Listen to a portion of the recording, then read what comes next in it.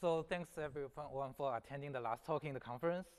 So I'm Wenyu, and we are going to talk about a new abstraction to build garbage collection algorithms, the work package system. And general software engineering wisdom holds that nice abstractions and reusable software often comes with a performance cost.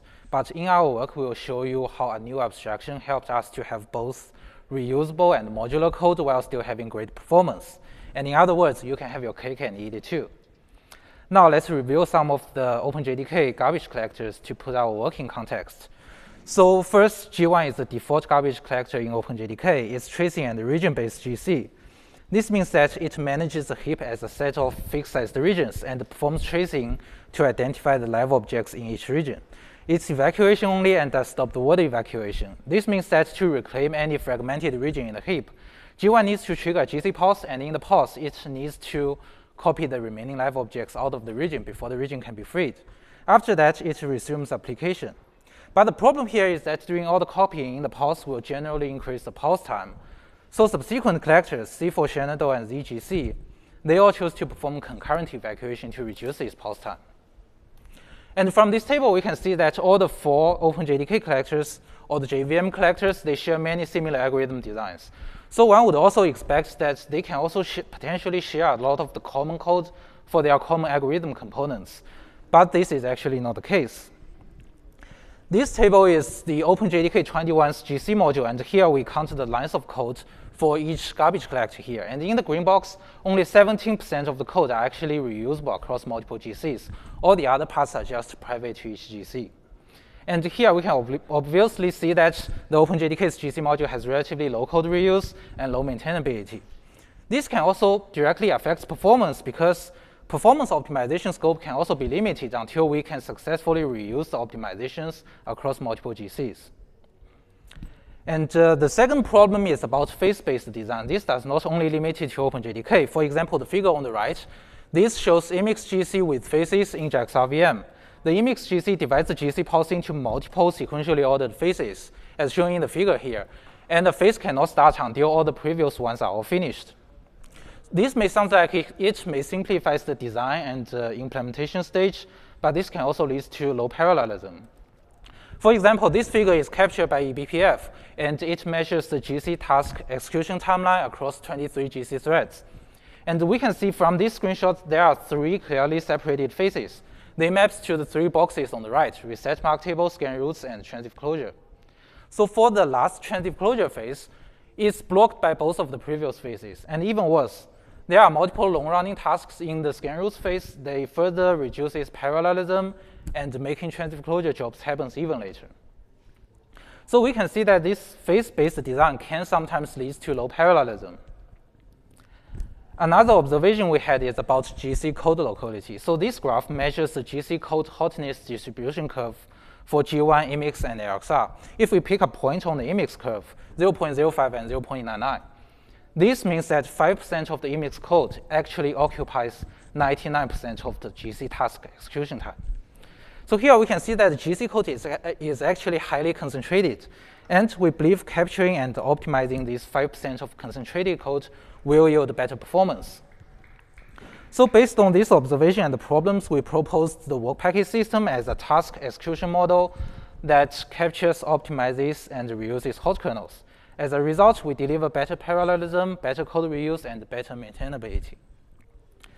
Now let's talk about detailed design.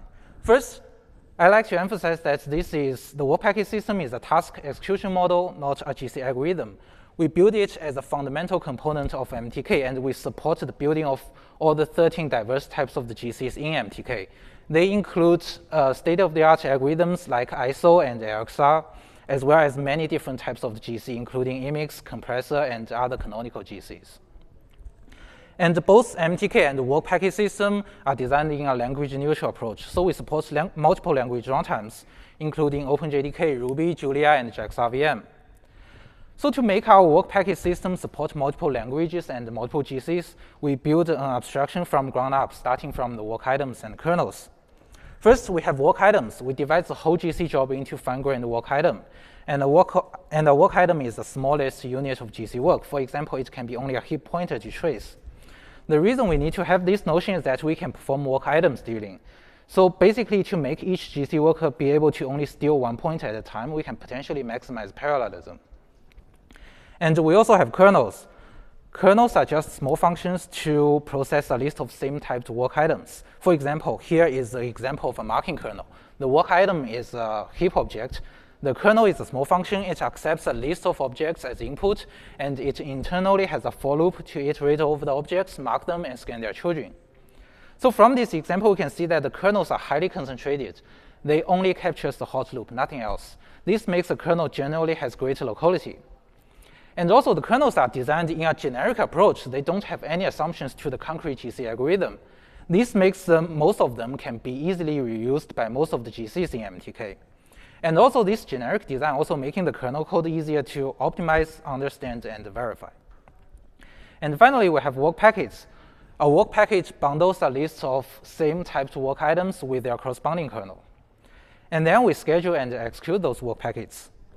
First, the problem here is that work packets, they can have dependencies. For example, marking requires a properly initialized mark table. This means that marking job cannot start until the reset mark table jobs are all finished. Basically, we represent and encode these dependency constraints as work buckets. So we group the work packets with same dependency requirements as buckets, and then we build a dependency graph over the buckets. For example, this figure shows the dependency graph for the Emacs GC in our system. The dotted boxes are buckets, not faces, and all the arrows here are dependency constraints. Based on this graph, we then perform the dependency-based execution. We first define a set of global algorithm-agnostic GC workers. They blindly push any available work package in any open buckets to execute. And when necessary, they also need to update the work bucket status. So let's take an example. For example, in the graph, for the first work bucket, the stopped mutators bucket, after this one is finished, we can open the next two buckets at the same time so that the packets within the two buckets are available to execute in parallel. And when the reset mark table jobs is finished, we can also open the transitive closure bucket earlier so that we don't really have to wait for everything to finish. And based on this dependency-based execution model, we also build one more layer of optimization, the two-tier work stealing algorithm. And under the common case, we perform work package stealing so that we can steal multiple items at a time to reduce the stealing overhead. And when necessary, we can also make the GC workers be able to only steal one item at a time to maximize load balancing. If we go back to the problem we saw before this GC task execution timeline across multiple threads, this is what the latest figure looks like. So first, we can see that we successfully merged the execution of most of the packets, especially for the first two phases. And for those long-running packets, they are not blocking the transitive closure jobs anymore because we can now make the transitive closure jobs start relatively earlier right after the reset mark tables are finished. So here we can see that our design optimizes for both software engineering and performance. So now first, let's look at some of the important software engineering benefits. First, our system optimizes for code reuse. We made most of our components reusable across 13 GCs in MTK. For example, we have algorithm-agnostic scheduler. They blindly execute like work packets for all the GCs in MTK. And we have common work packets. They don't have any assumptions to the concrete GC algorithm. They can be directly reused by any of the GC in MTK. 28/49 defined work packets in MTK are such reusable packets. They covers almost all the common steps of a GC, including root scanning, marking, mark table zeroing, sweeping, and stop the mutators. Now, with the scheduler and the reusable packets, now defining a new GC is extremely simplified. For most of the simple GC algorithms, the user now only needs to declare their packets and dependencies without caring too much about the implementation detail. However, so far there are some components that are still not reusable yet.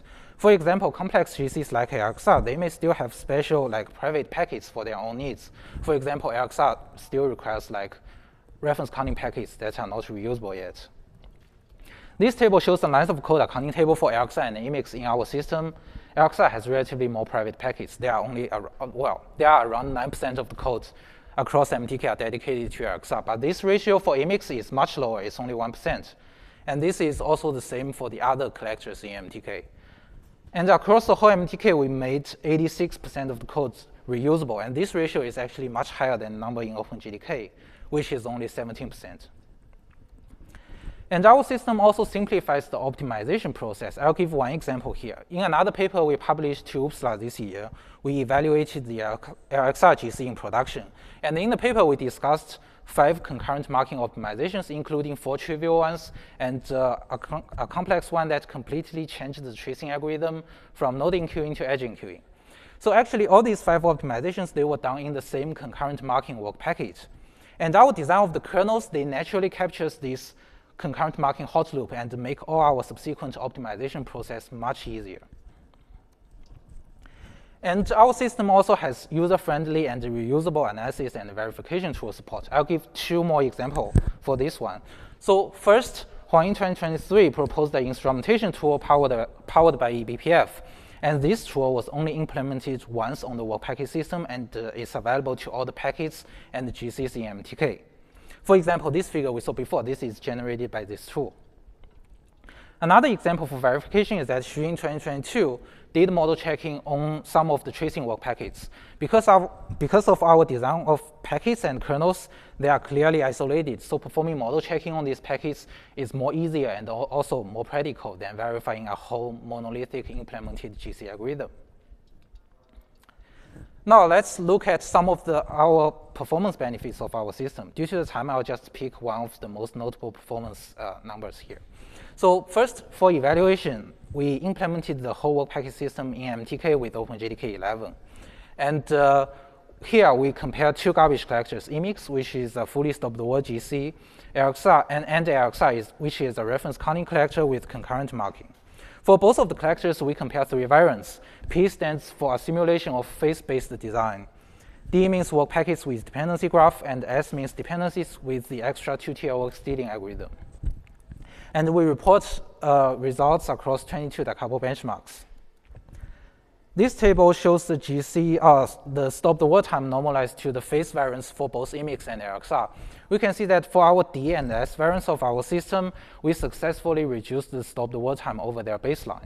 And especially for our fully featured system, the S variants here, we reduced the stop-the-word time by 8% for both Emix and LXR. And the second row shows the total time normalized to phases. Because our system at the moment only optimizes for the stop-the-word phases, and both LXR and Emix, they both have relatively shorter pause time, so we did not actually observe a notable change on the total time. For example, on Emix, we only see a 2% of total time reduction. Okay, conclusion. So the conclusion is that we proposed the work package system as a task execution model for building GC algorithms. We have multiple software engineering benefits, including better code reuse, simplified optimization process, and reusable analysis tools.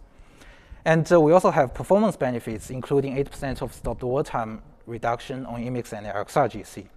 And in the future, we'll continue to generalize the idea to, say, concurrent jobs so that we can also optimize for total time and mutator performance. And we will also continue to add more optimization to the system. Yeah, thank you.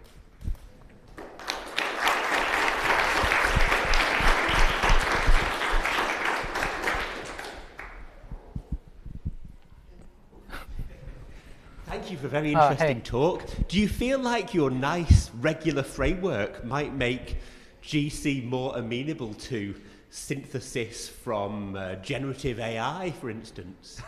Huh? So yeah, will ChatGPT be generating the next MMTK algorithm? Oh, well, actually, I never think about that way. So it's, I believe somehow it's possible, right? Well, but I believe I guess for most of the simple algorithms, if you are able to reuse most of the packets without implementing any new things, probably it is possible, yeah. Yeah. Hello, thank you for the presentation, very nice work. Thanks. My question is, okay, if I want this to put it in G1 GC, okay, because in the evacuation phase of the G1 GC, it starts traverse, find the live object. After find the live object, give an address for the new address, then copy this object and continue with the child. How in the context of G1 is going to work? I mean, okay, how this package are going to work on G1 GC? Yeah, so basically one of our claim in the paper is that our system is actually general enough to handle most of the GC algorithms. For example, like we have total support to the XR algorithm, right? Basically, XR does the same thing as what you said that G1 is doing, like basically doing the transitive closure, like enqueuing objects and scanning out children. And actually, like I think in the demonstration, in the pseudocode I gave in these slides, this one is actually much simplified. So basically, in our implementation of our actual marking package, we basically, after in the scan object function, we will scan the object children and enqueue their children. And also, well, this actually one point I did not put in this talk is that work packets can also generate new work packets. In terms of when doing the transitive closure, after you collect a number of children, you can also pack them into new work packets so that other workers will pick them up and process those pointers. Okay. So that's how we handle those transitive closure things. And also in terms of the whole generality question, so basically we implemented like multiple implementations of the GC algorithms, as we say that we support 13, and we also have different implementations of, say, the write barriers, and we also have concurrent marking support. We now implemented, I believe we have implemented all the basic building blocks of the G1 GC. But it's just that we haven't implemented the G1 algorithm in MTK yet. But I hope that answers your question. We believe we support all the basic algorithms building it. Okay, thank you very much. All right, let's thank Wenyu. Yeah, thank you.